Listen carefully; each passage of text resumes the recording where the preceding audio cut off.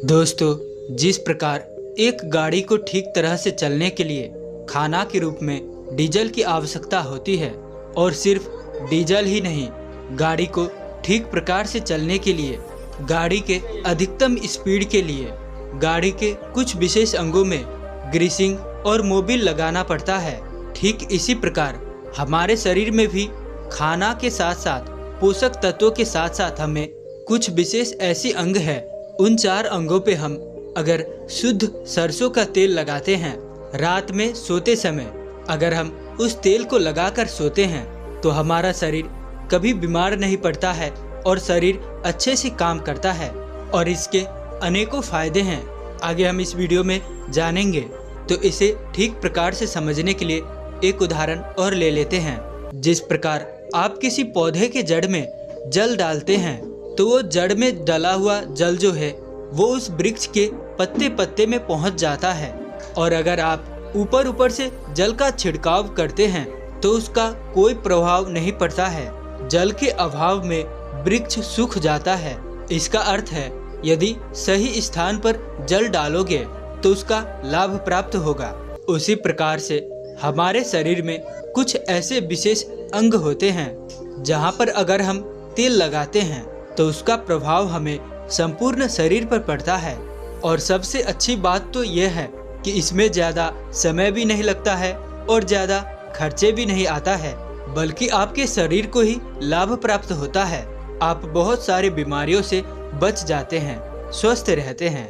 तो आइए जानते हैं आखिर वो कौन सी 4 जगह हैं जहां पर हमें तेल लगाना चाहिए, और हमें किस तरह का तेल लगाना चाहिए और किस समय पर तेल लगाना चाहिए। इस वीडियो में आपको सब कुछ बताया जाएगा। बस आप धैर्य और ध्यान पूर्वक इस वीडियो को पूरा देखें, और साथ ही साथ अच्छी लगे तो लाइक और चैनल को सब्सक्राइब जरूर कर दें, और इस वीडियो को शेयर करना ना भूलें, ताकि ये महत्वपूर्ण जानकारी जो है आपके मित्र और प्रियजनों तक पहुंच सके। एक बार की बात है, एक गुरु जो आयुर्वेद के बहुत बड़े ज्ञाता थे, वो अपने शिष्य से कह रहे थे कि बेटा, क्या आपको पता है कि हमारा शरीर किससे बना है? हमारा शरीर 5 तत्वों से बना है। इन 5 तत्वों में प्रोटीन, विटामिन सभी चीजें आते हैं। और हमारे शरीर में 3 दोष पाए जाते हैं, वात, पित्त और कफ दोष। और हमारी हर बीमारी के जो जड़ है वो ये 3 दोष ही होते हैं। क्योंकि अगर हमारे शरीर में वात बिगड़ता है तो 60 से 70% बीमारियां आती है, और अगर पित्त बिगड़ता है तो 15 से 20% बीमारियां आती है, और अगर हमारा कफ बिगड़ता है तो हमारे शरीर में 5 से 10% बीमारियां आती है। ये तीनों दोष हमारे शरीर में पाए जाते हैं जब आपकी बाल्य अवस्था होती है, यानी आप जब जन्म लेते हैं तब से लेकर 14 वर्ष तक का जो समय रहता है, इसमें कफ प्रवृत्ति ज्यादा होती है। इस समय हमारे शरीर में कफ ज्यादा बनता है। ये प्रकृति का देन है, और ये कफ इसीलिए बनता है क्योंकि हमारा शरीर उस समय ग्रो कर रहा होता है। इस समय कफ बनना बहुत जरूरी भी है, लेकिन हमें इस पर ध्यान देना है कि हमारा जो कफ है वो संतुलन रहे, वो ज्यादा ना बढ़े। अब छोटे बच्चों को तो इस बात का पता नहीं रहता है, लेकिन उनके माता पिता को इस बात का ध्यान रखना चाहिए कि उनके बच्चों को ऐसा आहार न दे जिससे उनका कफ बढ़ जाए। क्योंकि अगर कफ बिगड़ गया तो उन्हें टीबी, दमा जैसी भयंकर बीमारियां हो सकती हैं। इसके बाद युवा अवस्था आती है। युवा अवस्था 15 साल से 60 साल तक बनी रहती है। इस समय हमारा शरीर में पित्त प्रवेश ज्यादा होती है, यानी इस समय हमारा शरीर में पित्त बनता है। युवा अवस्था 15 साल से 60 साल तक रहती है।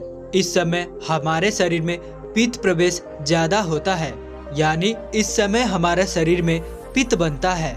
इसीलिए हमें ध्यान रखना होगा कि हम ऐसे चीज ना खाएं जिससे हमारा पित्त बिगड़े, क्योंकि अगर पित्त बिगड़ गया तो हमारे शरीर में 15 से 20% बीमारियां आ सकती है।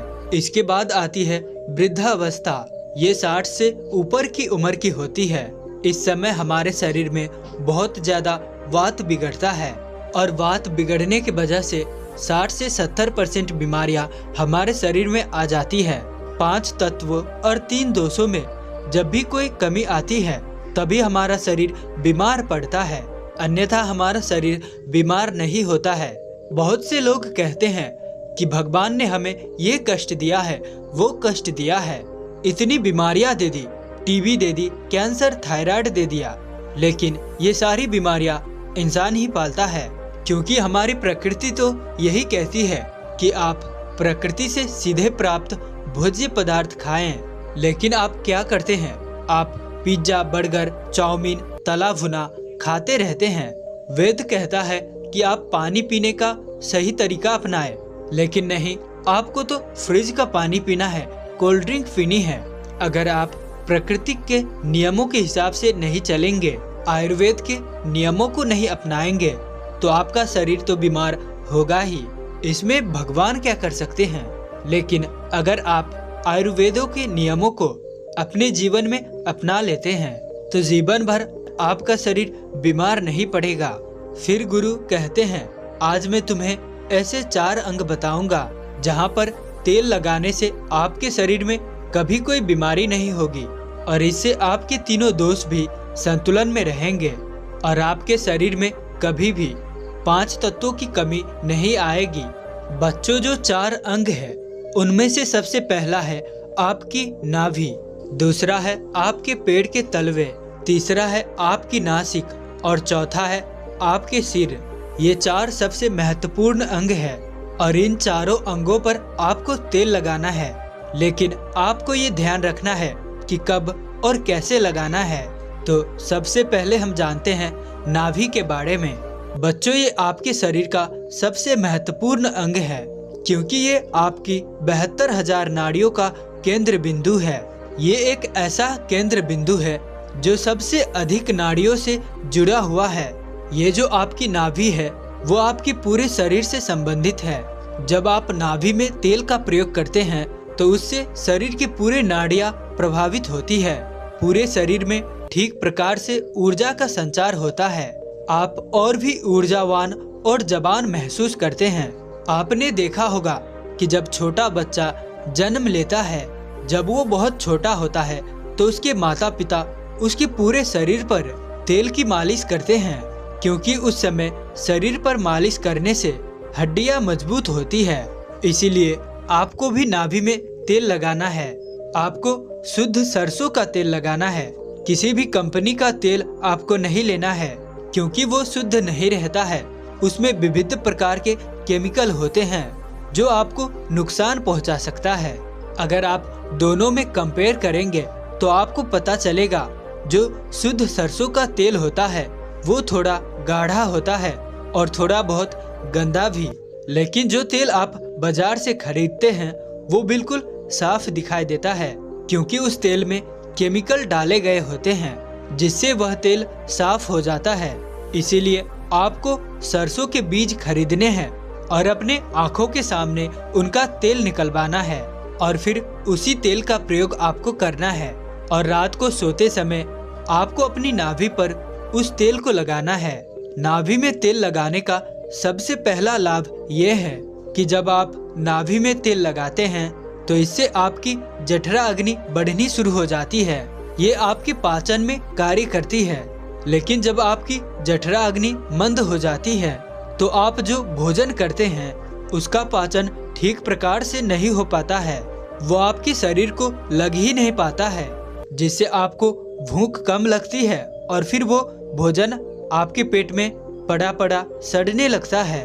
तो नाभि में तेल लगाने से ये जो जठरा अग्नि है वो बढ़नी शुरू हो जाती है और भोजन के पोषक तत्व आपको शोषित होकर पूरे शरीर में ठीक प्रकार से लग पाता है।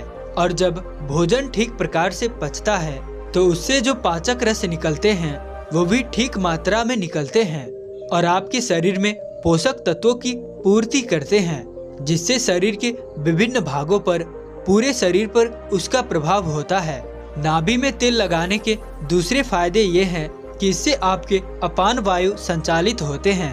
अपान वायु नाभि के नीचे के क्षेत्र में कार्य करने वाली होती है। ये मलों के निष्कासन से संबंधित है, यानी कि ये आपके शरीर से टॉक्सिन्स को बाहर निकालने का कार्य करती है। तो जिन लोगों को कब्ज की परेशानी होती है, ठीक प्रकार से मल निष्कासन नहीं होती है, कॉन्स्टिपेशन रहती है, उनके लिए बहुत कारगर है। और पीरियड के टाइम में जो महिलाओं को अधिक वेदना होती है उसमें भी ये उपयोगी है। और मूत्र विकार, यूरिन से संबंधित किसी भी समस्या अगर आपको या फिर किसी भी व्यक्ति को रहती है तो उसके लिए भी ये उपयोगी है। तो ये अपान वायु को संतुलित करता है, जिससे विभिन्न प्रकार के फायदे मिलते हैं। नाभि में तेल लगाने का तीसरा सबसे बड़ा फायदा ये है कि इससे हमारे त्वचा अच्छी रहती है, त्वचा पर ग्लो आता है। आपने कहा सुना होगा कि जब हमारे होठ फटते हैं तो हमारे दादा परदादा ये कहते थे कि नाभि में तेल लगा लो, ठीक हो जाएंगे। और हाँ, ऐसा होता भी है। नाभि में तेल लगाने से कभी होठ नहीं फटते हैं, स्किन की ड्राइनेस खत्म हो जाती है, चेहरे पर चमक आती है, झुर्रियां नहीं पड़ती है।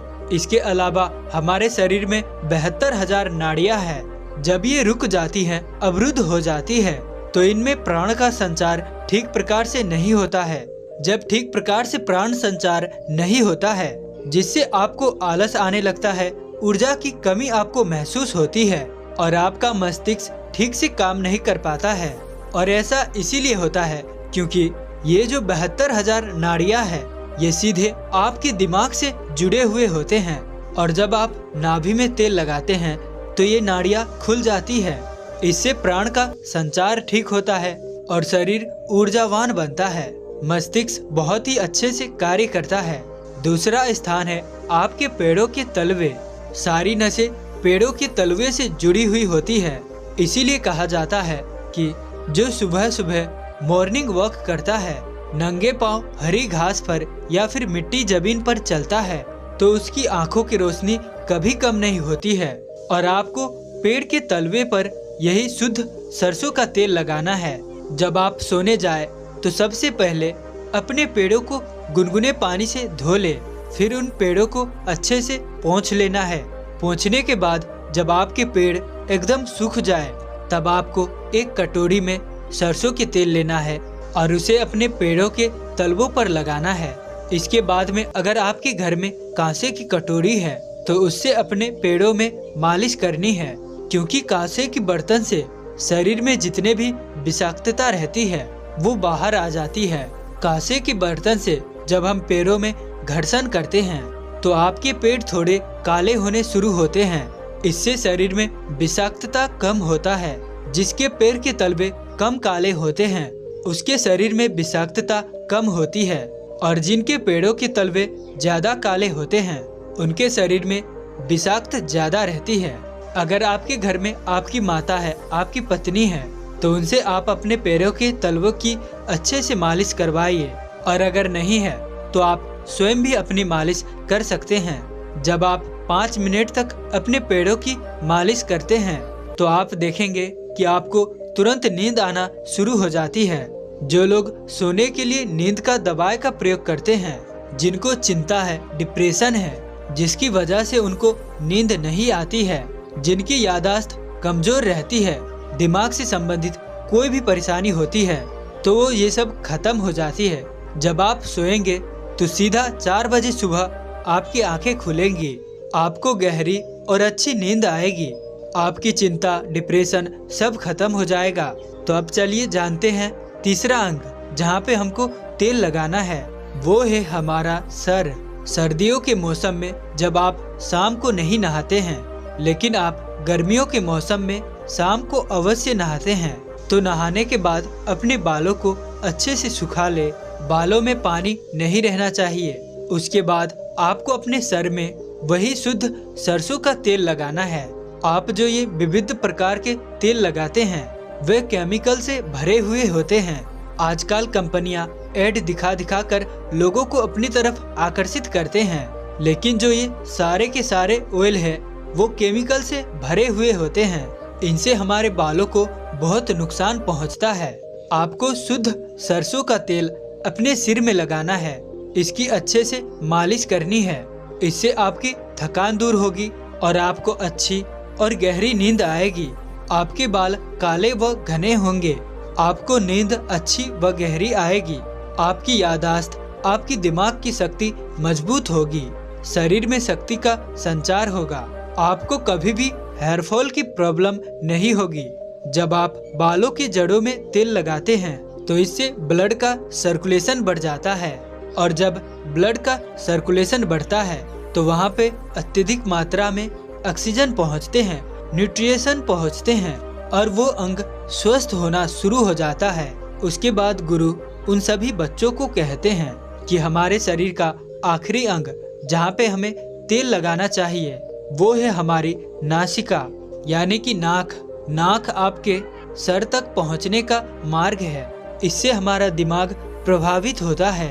तो बच्चों, अगर आपको शुद्ध देसी गाय का घी मिल जाता है तो आप तेल की जगह घी का भी प्रयोग कर सकते हैं। आपको रात को सोते समय शुद्ध देसी गाय का घी एक एक बूंद अपने दोनों नाक में डाल लेनी है। नाक में घी डालने के इतने अद्भुत फायदे हैं कि आप सुनकर चौंक जाएंगे। अगर किसी के अंदर पागलपन है, 2-3-4 महीनों के अंदर ही उनका पागलपन खत्म हो जाएगा। यदि किसी के कान के पर्दे में छेद है, वो भी बिना ऑपरेशन के 3 से 4 महीने में ठीक हो जाएगा। नाक में जितने भी प्रकार के एलर्जी है, जैसे बार बार छींक आना, नाक में खुजली चलना, नाक बंद हो जाना, ये सारे समस्याएं खत्म हो जाएगी। आँखों की रोशनी बढ़ेगी, मानसिक समस्या खत्म हो जाएगी, बाल काले हो जाएंगे।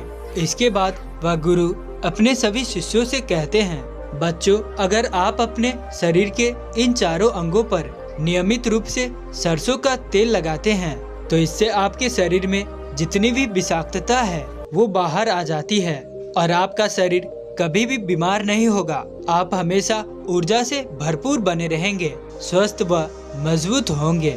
इस वीडियो को देखने के लिए मैं किशन शर्मा आप सभी का दिल से बहुत बहुत धन्यवाद करता हूँ।